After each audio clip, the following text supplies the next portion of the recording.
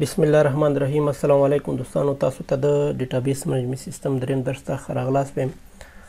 په تیر درس کې چې د دوستانو تاسو ته ما د ډیټابیس تعریف، د ډي بي ام اس تعریف، همدارنګه د ډیټابیس منیجمنت سیستم یا د ډیټابیسونو چې کوم فواید او تاوانونه هغه مې تاسو ته لیست کړه. په دغه نننۍ درس کې چې د دوستانو تاسو ته به زه د ډیټابیس او د فایل پروسسینګ سیستم کوم عمده فرقونه دي هغه مې تاسو ته لیست کړی. همدارنګه د ډیټابیس چې کوم اقسام دي او همدارنګه د ډیټابیس یوزران دي او د ډیټابیس چې کوم تاریخچه دی هغه مې تاسو ته راوړی. نو راځو دوستانو خپل درس ته. اول درس هم چې دی دوستانو د فایل پروسسینګ سیستم او د ډیټابیس سیستم چې دی د دې عمده فرقونه یو بل سره چې دي دوستانو دا څه شی دی. دغه فرقونه چې دي دوستانو تاسو ته ما په ډیټابیس اډوانټیج یا فواید کې هم ویلو، خو ستاسو د یادولو او د ذهن په کېناستلو لپاره چې دی دوستانو تاسو ته مې به دوباره چې دی دا لیست کړی. په فایل پروسسینګ سیستم کې چې د دوستانو هلته ډیټا چې دی ډوپلیکیټ کیږي یا ډوپلیکیټ ښودل کیږي، لیکن په ډیټابیس کې چې دی ډیټا چې دی یو ځای کې ښودل کیږي، ډوپلیکیټ ته اجازه نه ورکوي. د فایل پروسسینګ سیستم سکیورټي چې دی دا ښکته دی، لیکن د ډیټابیس سیستم چې دی د دې سکیورټي چې دی دا پورته دی او همدارنګه پورته سکیورټي چې دی دا هم سپورټ کوي. د فایل پروسسینګ سیستم قیمت چې دی دوستانو دا کم دی نسبت څه نسبت ډیټابیس ته. طبعا که چېرته تاسو یو اپلیکیشن یو سافټویر یو ډیټابیس جوړوئ نو تاسو مجبور یاست چې هغې ته ډېر پیسې ورکړئ. بل چې دی دوستانو فایل پروسسینګ سیستم چې دی دوستانو د دې سیستم لیس کمپلیکس دی، یعنې ډېر مغلق نه دی، لیکن ډیټابیس چې دی دا مغلق دی. همدارنګه فایل پروسسینګ سیستم چې دی دا کرش ریکوري چې دی دا نه سپورټ کوي، لیکن ډیټابیس چې دی دا ریکوري چې دی دا سپورټ کوي. که چېرته تاسو په یو دفتر کې کار کوئ، هلته تاسو ډیټابیس لرئ، خدای مکړه ستاسو ډیټابیس هلته کرش کېږي نو تاسو ته د ریکوري سروس چې دی دغه ډیټابیس چې دی دا ورکوي دوستانو. بل چې دی د فایل پروسسینګ سیستم د استفاده کولو یا د جوړولو چې دی دوستانو د دې کاست چې دی قیمت چې دی دا کم دی نسبت څه ته نسبت ډیټابیس ته. همدارنګه چې دوستانو په فایل پروسسینګ سیستم کې چې ډیټا په ټیپ او په ډسک کې چې هلته ساتل کېده یا سټور کېده، لیکن په ډیټابیس کې چې دی دوستانو فایل چې دی یا ډیټا چې دی دوستانو په هارډ ډرایو کې سیف کېږي یا ساتل کېږي، لیکن د هارډ ډرایو نه موږ کولی شو چې هغه ډیټا ریټریو او منیپولیټ کړو. همدارنګه د فایل پروسسینګ سیستم د دې هنډل کول د دې اداره کول چې دی دا ایزي دی، لیکن د ډیټابیس هنډل کول یا منیج کول چې دی دا کمپلیکس یا مغلق دی. دې نه پس چې دی دوستانو راځو اپلیکیشن پروګرام ته چې د ډیټابیس سره څه اړیکې یا څه ریلیشنشپ لري. دې نه مخکې چې لاړ شو د ریلیشنشپ موضوع ته دوستانو، اول راځو اپلیکیشن پروګرام تعریف ته. اپلیکیشن پروګرام چې دی دوستانو یو کمانډ چې دی هغه ډیټابیس منیجمنت سیستم یا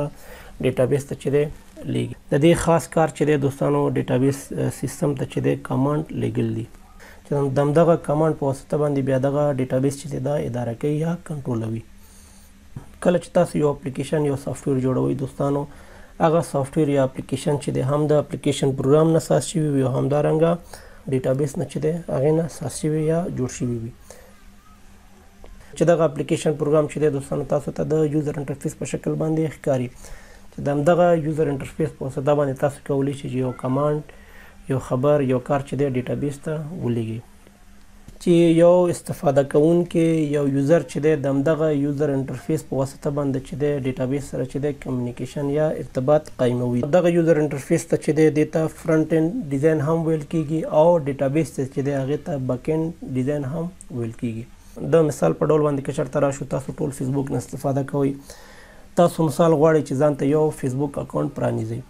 تاسو ځئ دوستانو فیسبوک ډاټ کام ته. کله چې تاسو هلته فیسبوک ډاټ کام لیکئ نو تاسو ته د فیسبوک کمپنۍ چې دی تاسو ته یو فارم چې دی هلته خلاصوي. تاسو نه پوښتنه کوي چې ستاسو نوم څه شی دی، ستاسو تخلص تاسو نه پوښتنه کوي، ستاسو ایمیل نه پوښتنه کوي او تاسو ته اجازه ورکوي چې تاسو یو پاسپورټ چې دی هغه ټایپ کړئ. کله چې تاسو خپل پاسپورټ ټایپ کړئ دوستانو، په دغه سیف بټن باندې چې تاسو کلیک کوئ، کله چې تاسو سیف باندې کلیک کوئ نو دا سیف چې دی کمانډ راخلي ډیټابیس ته لیږي چې دلته فلاني نفر چې دی په ډیټابیس کې چې دی هلته دغه انفارمیشن یې ثبت کړه یا سیف کړه ځان ته. که چېرته تاسو ته دغه یوزر انټرفیس یا فرنټ اینډ ډیزاین نه و دوستانو، تاسو به نشو کولی چې په اسانۍ سره وکولی شو ځان ته په فیسبوک کې چې دی یو اکاونټ چې دی هغه پرانیزئ. د دغه مثال نه معلومیږي دوستانو چې د اپلیکیشن پروګرام او د ډیټابیس چې کوم ریلیشنشپ دی څومره اړین یا مهم دی. بل چې د دوستانو که چېرته دغه چارت ته راشو ځیر شو دوستانو د یو اپلیکیشن د یو سافټویر نه چې تاسو استفاده کوئ دوستانو هغه سافټویر باید څه ولري یو یوزر انټرفیس یا فرنټ اینډ ډیزاین ولري. کله چې یو اپلیکیشن یو سافټویر فرنټ اینډ ډیزاین ولري نو دوستانو نو ستاسو کمیونیکیشن چې دی ډیټابیس سره چې دی د همدغه اپلیکیشن پروګرام په واسطه باندې کولی شي دوستانو یا کوي تاسو ته. طبعا یو یوزر راځي د یوزر انټرفیس نه استفاده کوي دوستانو دغه یوزر انټرفیس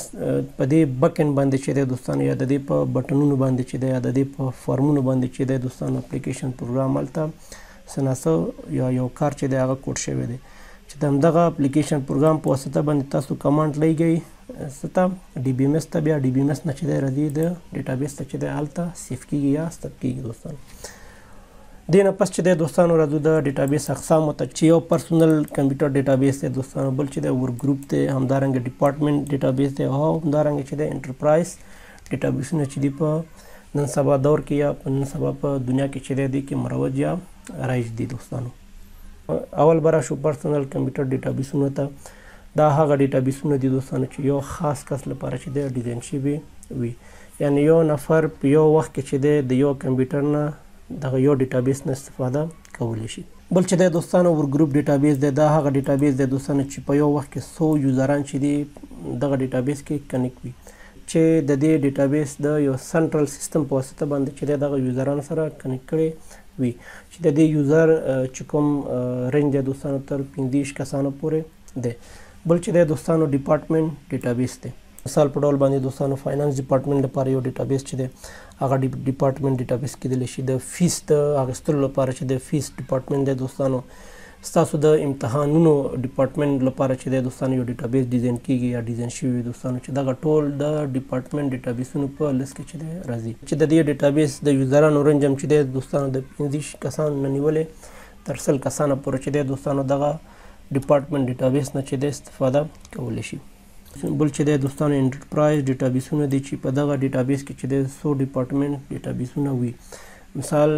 یو ایم آی سیستم دی یو پوهنتون په یو پوهنتون کې چې دی دوستانو 100 مختلف مونږ ډپارټمنټونه لري چې د هر ډپارټمنټ لپاره چې دی دوستانو ډیټابیس شوي دغه ډیټابیس ته چې دی انټرپرایز ډیټابیس ویل کیږي چې د دغه ډیټابیسونو د یوزرانو رینج چې دی دوستانو د 100 نه نیولې تر 1000 پورې چې دی. دې نه پس چې دی دوستانو راځو د ډیټابیسونو یوزرانو ته. اول چې دی دوستانو اپلیکیشن پروګرامر دی دا هغه کس ته ویل کیږي دوستانو چې په پروګرامینګ لنګویج کې تاسو ته کوډ کوي. مثال په ډول باندې جاوا کوډر دی مثال یا جاوا پروګرامر دی مثال پی ایچ پی پروګرامر دی یا وی بی ډاټ یا سی شارپ یا انډراید پروګرامر دی. دغه کس ته چې دی دوستانو اپلیکیشن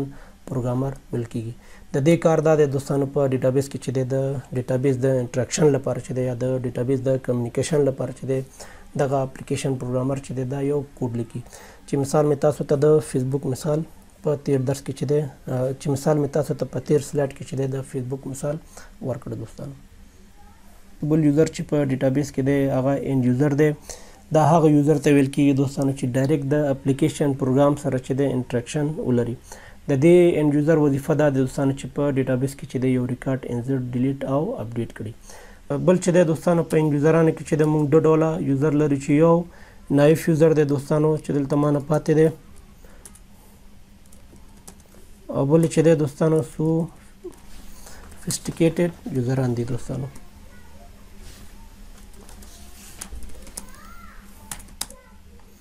نایف یوزر دا هغه یوزر ته ویل کیږي چې ټیکنیکل معلومات ونه لري د ډیټابیس په اړه باندې البته.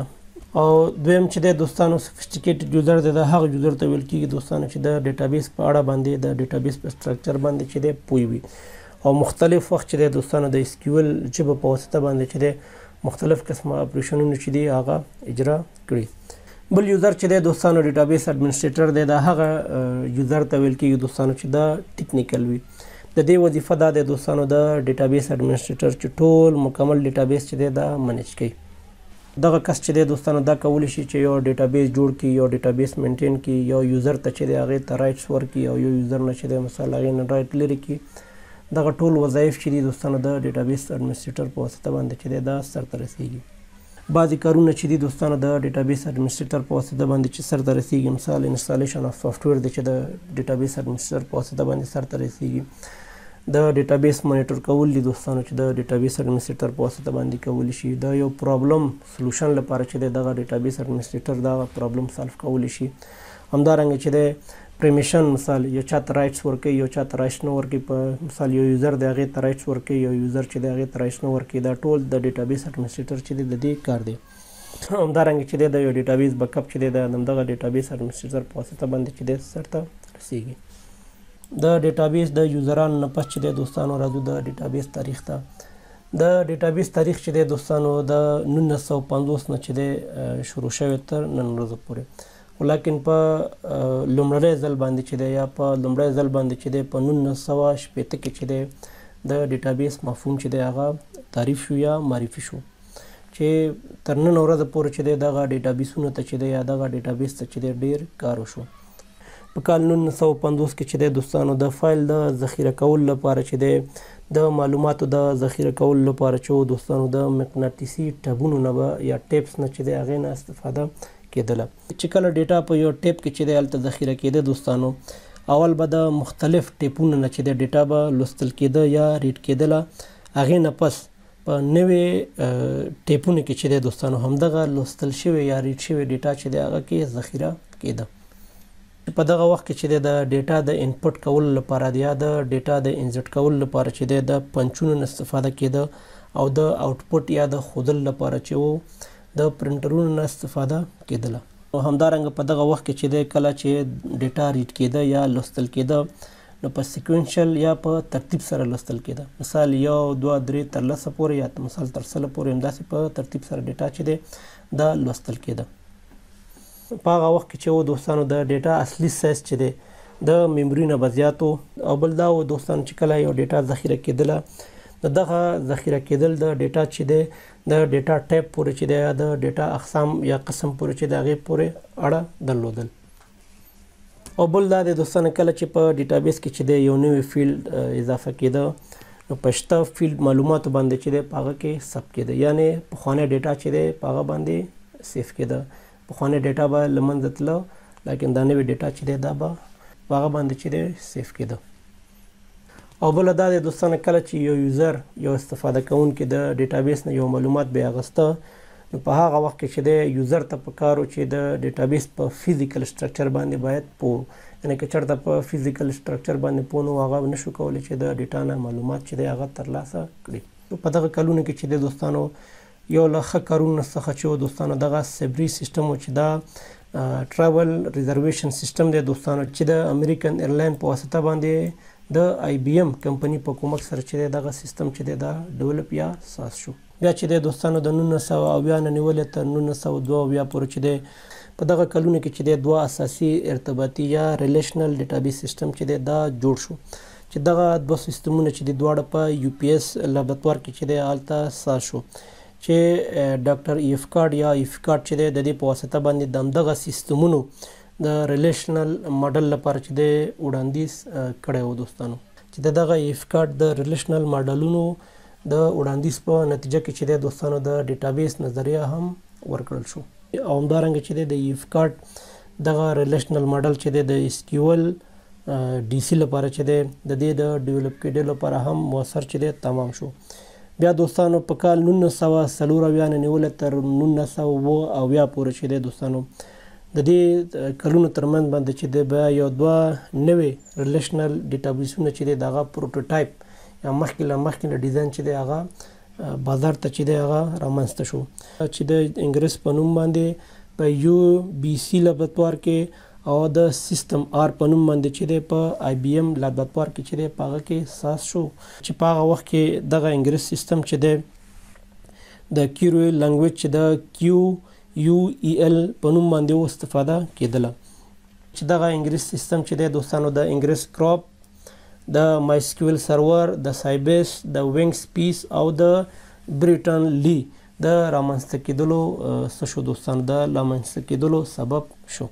لیکن په بل طرف ته چې دی دوستانو دغه سیسټم آر چې دی دا به اس ای کیو یو ای ال کیرویل لنګویج نه به استفاده کېده، چې دغه سیسټم آر چې دی دا هم د اسکیول ډي سی، د اوریکل، د اسکیول ډي بي 2 او همدارنګه د نن سټاپ د رامنځته کېدلو سبب وګرځېده دوستانو. دې نه پس چې دی په 1986 کې چې دی دوستانو د پیچین په نوم باندې چې دی نوي ډیټابیسونو ماډلونه چې دي هغه معرفي کړه چې هغه عبارت له ER یا انټیټي ریلیشنشپ څخه و چې د دې ماډل تمرکز چې و دوستانو په ډیټا اپلیکیشن باندې و چې دغه ER ماډل یا انټیټي ریلیشنشپ ماډلونه چې دي په کانسپچوال ډیټا ماډلینګ کې چې دی دیتا یو پوهه یا یو بصیرت ورته ورکړه خو کله چې په کانسپچوال باندې کار وشو دوستو نو بیا د لاجیکل سټرکچر پر ځای باندې چې دی په ډیټا سټرکچر باندې چې دی په هغه باندې فوکس کېدله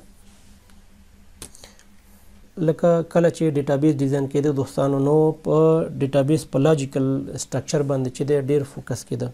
خو کله چې په کانسپچوال سټرکچر باندې کار وشو دوستانو نو د لاجیکل سټرکچر په ځای باندې چې دی په ډیټا باندې چې دی ډیر فوکس کېدله د 1986 نه راځو دوستانو 1980 اوایلو ته چې د دې کلونو په اوایلو کې چې دی SQL ژبه چې دی یا سټرکچر QL لنګویج چې دی دا سټانډرډ شو چې د دې کار سره IBM کمپنی چې دی بازار ته DB2 ډیټابیس چې دی هغه معرفي کړه خو کله چې د IBM PC کمپیوټر بازار ته راغی دوستانو نو د ډیټابیسونو د کمپنیانو د پیدا کېدلو سبب وګرځیده چې په هغه وخت کې چې دی دوستانو ریم ډیټابیس OS2 پاراډاکس آربیس دغه څه چې دی دغه ډیټابیسونو چې دی بازار ته راغی هغې نه پس چې دی دوستانو بیا خپله ډیټابیس منیجمنټ سیستم هم چې دی د 1980 په اوایلو کې چې دی هم معرفي شو همدارنګه په دغه کلونو کې چې دی ریلیشنل ډیټابیس یا ارتباطي ډیټابیسونه چې دي د کمپیوټر په اخیستلو کې چې دی ډیر مهم رول یې ولوباوه یعنې د کمپیوټر هغه چې کوم اخیستلو رنګ چې دی هغه یې پورته ویوړله د 1980 نه پس چې دی دوستانو راځو د 1990 اوایلو ته چې په دغه کلونو کې چې د دوستانو کلاینټ ټولونه ته چې دی ډیر کار وشو اپلیکیشن ډیولپمنټ ته ډیر کار وشو د اپلیکیشن ډیولپمنټ لپاره چې دی دوستانو پاور بلډر او اوریکل ډیولپر چې دی هغه سازیا جوړ شو او په بل طرف ته چې دی دوستانو د کلاینټ سرور ماډلونو د کمپیوټینګ لپاره چې دی د بزنس ډیسیژن د سوداګریز لپاره چې دی دوستانو یو نورم جوړ شو او همدارنګه چې دی دوستانو آبجیکټ ډیټابیس سیستمونه چې دي دوستانو په همدغه کلونو کې چې دی شروع شو چې په دغه کار سره چې دی د مغلق یا د پیچیده ډیټابیسونو قیمت چې دی په بازار کې چې دی لوړ شو څنګه چې تاسو ته ما ویل چې د 1990 په اوایلو کې چې دی کلاینټ ټولونو لپاره ډیر کار زیات شو نو د پرسونل پروډکټیویټي لپاره یا د پرسونل کارونو لپاره چې دی دوستانو ایکسل او MS Access چې دی دا هم ډیولپ شو او بازار ته راغی بل چې دی دوستانو د 1990 په منځنۍ وختونو کې چې دی د انټرنیټ استفاده یعنی WWW چې دی دا هم معرفي شو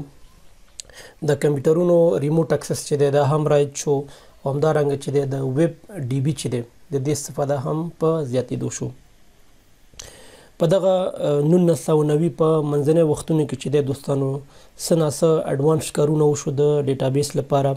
چې خلک د ډیسکټاپ ډیټابیسونو نه واوړېدل یا د هغې استفاده یې پرېښود د کلاینټ سرور ډیټابیسونو ته هغې ته مخه کړه د 1990 د منځني کلونو نه پس راځو 1990 اخرنۍ کلونو ته چې د دغه کلونو په اواخرو کې چې دی آنلاین تجارتونو چې دی هغه وده پیدا کړه دوستانو چې دې سره د انټرنیټ د ډیټابیسونو یا آنلاین ډیټابیسونو ډیمانډ چې دی هغه هم په بازار کې چې دی ډیر پورته لاړه چې په دغه وخت کې چې دی دوستانو خلک چې دی د اکټیو سرور پیجونو نه همدارنګه د جاوا سرورلیټ نه د فرنٹ پیج نه د ډریم ویور نه د انټرپرایز جاوا بینز نه او د اوریکل ډیولپر 2000 نه چې دی خلک به استفاده کوله همدارنګه چې دی په دغه کلونو کې چې دی دوستانو انټرنیټ کمپنیانې چې د ویب او انټرنیټ د کنیکټر لپاره چې دی هم کارونه وکړل او په دغه کلونو په اواخر کې چې دی دوستانو اوپن سورس هم چې دی دغه حل لاره چې دی هغه هم آنلاین شو او همدارنګه انالیټیک پروسیسینګ چې ورته موږ اولیپ هم ویل شو په ورځنۍ سوداګریز ژوند کې چې دی دوستانو خپل حصه یې چې دی هغه اخرنی یا اعظمي یا بلوغ حالت ته چې دی ورسوله دې نه پس چې دی دوستانو راځو د 21 پیړۍ ته چې دا ما اشتباه کړې دا به زه پاک کړم 21 پیړۍ ته راځو چې په 21 پیړۍ کې چې دی کوم کارونه ډیټابیس ته چې دی هغې ته شوي د 21مې پیړۍ په اوایلو کې چې د دوستانو ډیټابیسونو ته ښه کار وشو چې په دغه ښه کارکردګۍ کې چې د دوستانو د اوریکل کمپني، د مایکروسافت کمپني او د آی بی ایم کمپني چې دی دا خورا مهم رول چې دی ولوباوه. بیا به راشو د نن او سبا ډیټابیسونو ته دوستانو چې دغه ډیټابیسونه چې دي زموږ په ژوندانه کې زموږ په ژوند کې چې دی مهم رول لوبوي چې په مختلف فیلډونو کې چې دی زموږ په ژوند کې موږ د ډیټابیس نه استفاده کوو یا موږ ترې کار اخلو. په نن سبا ډیټابیسونو کې چې دی دوستانو مختلف پاورفل ټیکنالوژیز چې دی په ډیټابیسونو کې معرفي شوي. دغه ډیټابیسونه چې دی دوستانو زموږ په ژوند په هر ساحه کې چې دی مفید واقع شوی دی چې په مختلفو برخو کې چې دی زموږ د ریکارډ د ساتلو لپاره چې د استفاده کیږي چې په راتلونکي او اوسني دور کې چې د لوی سیستمونو د معلوماتو د اداره کولو او د تحلیل کولو لپاره چې د خورا پیچلې شوی چې د جینوم پروژې په نوم باندې چې د جیولیکي ډیټا د ساتلو لپاره، د ملي امنیت د ډیټا د ساتلو لپاره، همدارنګه د فضا د اکتشاف لپاره، مثال د فضا چې کوم ډیټا د ساتلو لپاره چې د هغې ته ناسا ویل کیږي دوستانو سیستمونه منځته شوی او دغه سیستمونو لپاره په آینده کې چې دی هم کار روان دی دوستانو. او بل دا دی دوستانو چې په نننی دور کې چې دی دوستانو ډیټا مارټ، ډیټا ویر هاوسینګ، ډیټا مایننګ چې دی په نننی ټیکنالوژي کې په عام ډول باندې استفاده کیږي چې دا لړۍ به هم جریان لري. او بل دا دی دوستانو چې په نننی دور کې چې دی دوستانو ډیټا مارټ، ډیټا ویر هاوسینګ، ډیټا مایننګ چې دی په نننی ټیکنالوژي کې په عام ډول باندې استفاده کیږي چې دا لړۍ به هم جریان لري. دا او دوستانو زموږ د نن درس تاسو ته ما وړاندې کړی. د نورو ویډیوګانو لپاره چې دی زما چینل سبسکرایب کړئ او د بل بټن کې کاږئ. تر بیا مو په خدای پاک سپارم. ښه وخت ولرئ. الله پامان.